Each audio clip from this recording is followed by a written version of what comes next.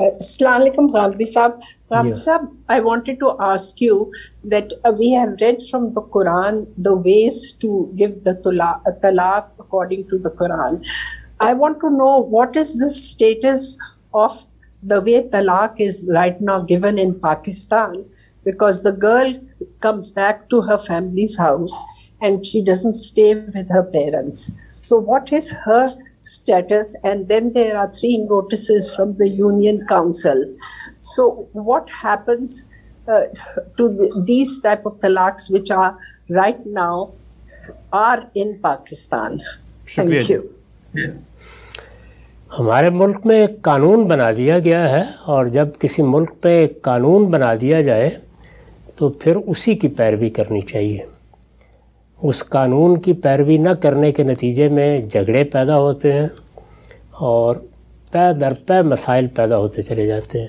تو اس لیے میرے نزدیک تو جو قانون بنایا گیا ہے اس کے مطابق آپ یونین کونسل میں یا جو بھی اس کا نظام ہے وہاں جائیے، جس طریقے سے نوٹس بھیجا جاتا ہے اسی طریقے سے بھیجیے۔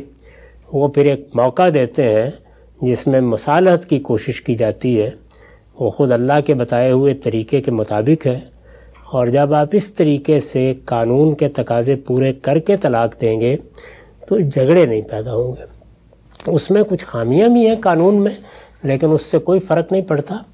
اگر آپ نے اس چیز کا لحاظ رکھا ہے کہ صحیح طریقے سے سوچ سمجھ کر ٹھنڈے دل و دماغ سے اس عمل کی ابتدا کی ہے، اور پھر اس کے بعد یہ فیصلہ کر لیا ہے کہ ہر حال میں ایک ہی طلاق دی جائے گی، کبھی نہ 2 نہ 3، اس کا تو ذکر بھی نہیں آنا چاہیے، ایک ہی طلاق دی جائے گی، اور جب عدت پوری ہو جائے گی تو میاں بیوی الگ ہو جائیں گے۔